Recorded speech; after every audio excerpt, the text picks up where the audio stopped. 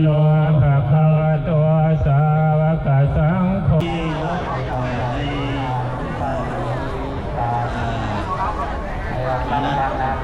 วิธีในการในส่วนผัวแพงสนเทศและต่างแพงที่อยู่ใกล้สบายดีทุกคนทักทายสบายดีเนาะมื้อนี้ก็บ่เวิงเคยผู้ไทยก็สิเก็บภาพบรรยากาศมื้อวันที่4เนาะพี่น้องเป็นมื้อแห่ประสาทเพิ่งอยู่ที่วัดพระธาตุอีหังเนาะพี่น้องเนาะรู้สึกว่าคนหลายพี่น้องเนาะอาจจังน้อยเพิ่นก็สิได้เตรียมแห่ประสาทเพิ่งได้นี่พี่น้องแห่3หอบเนาะก็สิเก็บภาพบรรยากาศภายในกันบุญประจำปีบุญธาตุอีหังเนาะพี่น้องเนาะติดตามรับชมกันเด้อพี่น้องรักบ้านรักเมืองตลอดชาวประสาททั้งหลายที่ได้เป็นเพื่อนทุกเกิดแก่เจ็บตายในวัฏสงสารบางคำสมบูรณ์แด่ลูกหลานทุกชนนาก็ข้าเถิดโดยเสื้อน้องของประสาทถึงและเราได้ชักประสาทถึงทุกทางกล่าวน้องอาจารย์เลยนะโมตัสสะภะคะวะโตอะระหะโตสัมมาสัมพุทธัสสะนะโมตัสสะภะคะวะโตอะระหะโตสัมมาสัมพุทธัสสะนะโมตัสสะภะคะวะโตอะระหะโตสัมมาสัมพุทธัสสะตามนี้ตามนี้เด้อมะยังพันเตตามนี้อิมังสัพปริวารังมะสังโฆอิมังสัพปริวารังมาถุบุปผาปาสาทังปฏิคันหาตุอัมภากังทิกลตังพิตายาสุขายาข้าแต่ทานผู้เจริญขน้อยทั้งหลายขอน้อมถวายปาสาเพิงพร้อมทั้งวิวาห์เหล่านี้แก่พระภิกษุสงฆ์ในวิหารนี้ขอทางในเนาะรอบบริเวณด้านในแล้วก็ทางด้านแห่ทางด้านกรมเรียนด้านนอกอ้อมพระธาตุนี่แหละเนาะแต่ก็สิบ่ได้ออกนอกไม่ออกก็คืออยู่ในกรมเรียนนี่แหละก็สินำผ้าทางพระอาจารย์พรสุขทิปาพโมประธานอบสนครไกรสนผู้บริหารได้นำผ้าคณะสำหรับเสียงประชาสัมพันธ์อาจจะบ่ทั่วถึงเนาะก็ต้องได้ใช้คณะกรรมการแต่สำหรับด้านในเนาะสงวนให้ทางคณะอบสแขวงทางเจ้าหน้าที่ทางตำรวจมันก็ได้กั้นไว้ให้เนาะสำหรับบุญส้นเด้อก็เตรียมรอถ่ายางน้ำหลังเนาะตอนนี้กำลังจัดขบวนยางรอถ่าจัดขบวนเนาะเพื่อความเป็นระเบียบเรียบร้อยทางคณะกรรมการเพิ่นว่าให้เอา2แถวเนาะเฮ็ดเป็น2แถวทางกรรมการเพิ่นว่าเฮ็ด2แถวกันนะเฮ็ด2แถวเนาะเพื่อความเป็นระเบียบเพื่อความจบงามในการแห่และก็บ่ให้ซับซ้อนเนาะในพิธีดังกล่าวนี้ญาติโยมเนาะก็ให้อยู่ในความเป็นระเบียบเนาะเพราะว่าการจัดสรรกับเพื่อความเป็นระเบียบเรียบร้อยเพื่อความจบงามในนี้ก็จะมีทั้งโดรนเนาะโดรนมาบินแล้วก็มีกล้องแล้วก็ออกข่าวทางโทรภาพแล้วก็ผ่าน Facebook เนาะผ่านสื่อออนไลน์ต่างๆเอาการสำหรับขบวนในการแห่เนาะทางเจ้าหน้าที่กันหน่อยเนาะลำดับที่1ก็จะเป็นครูบาอาจารย์เนาะจะเป็นพระสงฆ์พระเจ้าลำดับที่2ก็จะเป็นขบวนประสาทเพิงแล้วก็ขบวนกวาดจำตามฮีตคล้องประเพณีเฮาเนาะแล้วก็ต่อมาก็จะเป็นขบวนของการนำขันแขวงขันนครแล้วก็มุ่นส้นเนาะเอาตอนนี้ทางคณะกรรมการเฮากำลังจัดสรรเพื่อความเป็นระเบียบญาติโยมเนาะก็จะเริ่มพรได้ย้ำยับให้ครูบาอาจารย์เพิ่นได้ย่างน้ำหน้าย้ำยับให้เพิ่นได้เด้อเฮาจะเข้าต่อท้ายเนาะเฮาจะเข้าต่อท้ายครูบาอาจารย์เอาญาติโยมเนาะก็ตอนนี้ครูบาอาจารย์ทางด้านในจะเป็นคณะอบสแขวงทางด้านนอกอีกเขาเรียกว่าสองมุมเนาะทางด้านในพระธาตุและก็ในบริเวณพระธาตุทางด้านนอกนี้เนาะนอกพระธาตุนี้ก็จะเป็นครูบาอาจารย์ทางนำผ้าโดยญาติทานพลสุขพิมจักรเนาะประธานอบสนครไกรสนผู้บริหาร นี้ขบวนก็กำลังเริ่มเคลื่อนเนาะเอาซอยกันเนาะเจ้าหน้าที่เฮาตอนนี้ซอยกันเพื่อความเป็นระเบียบเนาะเพื่อความเป็นระเบียบเพื่อความจบงามญาติโยมก็บ่ให้สับสนกันเนาะสำหรับเสียงดนตรีเนาะ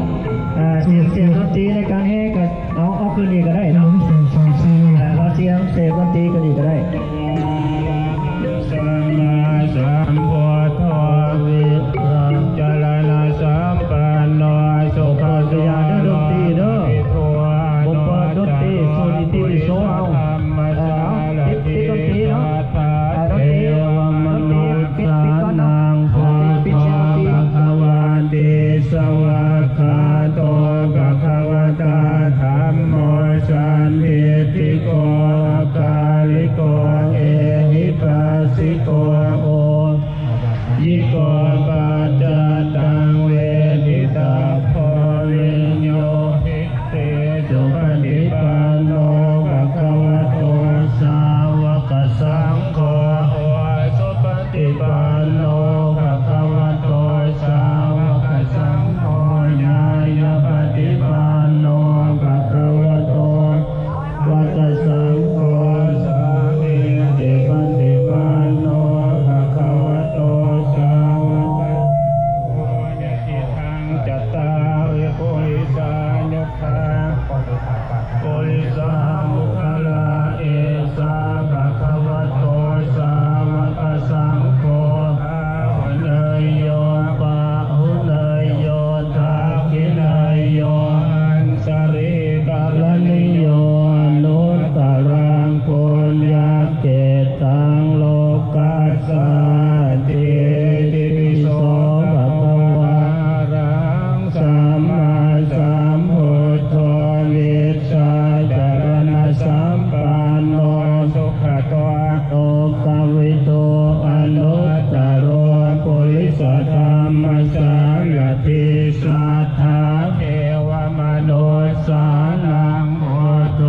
ภะคะวะติสวากขาโตภะคะวะตาธัมโมสันติติโกอาคาลิโกเอหิปัสสิโกโอปนายิโกปัจจตังเวทิตาโพวิญโยหิเตสุปฏิปันโนภะคะวะโตสาวกสังโฆสุปฏิปันโนภะคะวะโตสาวกสังโฆญาญาปฏิปันโนภะคะวะโตสามีจิปฏิปันโนภะคะวะโตสาวกสังโฆญาติทังจัตตาริปุริสายุคาเนธาปุริสาปุคลาเอสาภะคะวะโตสาวกสังโฆอาภุ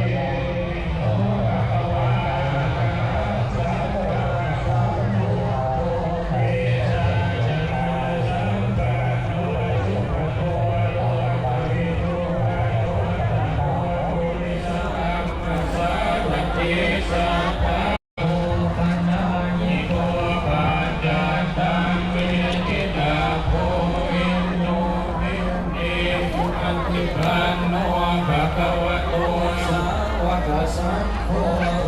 สุปฏิปันโนภะคะวะโตสาวกสังโฆญายังปฏิปันโนภะคะวะโตสาวกสังโฆสามีจิปฏิปันโนภะคะวะโตสาวกสังโฆยังอิทังกันตาริปุริสายุกานิอัตถาปุริสาบุคลาเอสาภะคะวะโตสาวกสังโฆอาหุนายโยโมนายโยตากินายโยอันสริยามิโยอนุตตระปุญญาเกตังโลกัสสานิ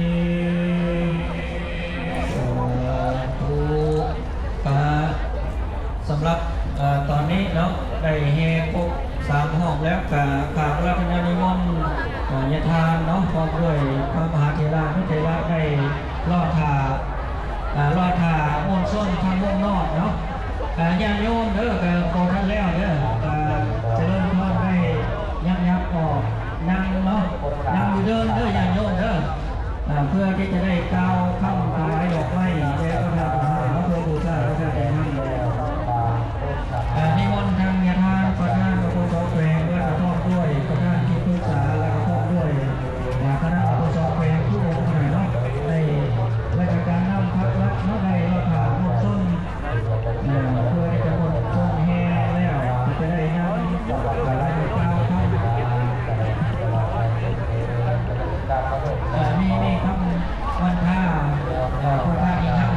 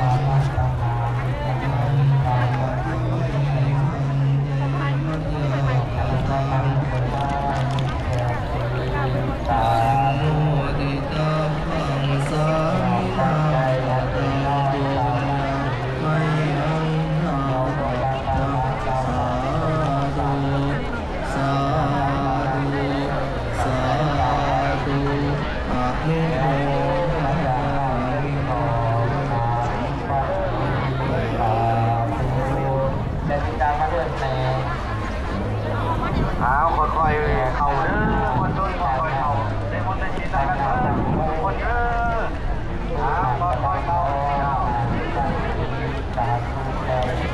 มันจ้องกันพอแล้วมันจะพอเรียกค่อยๆเข้าสบายใจปีที่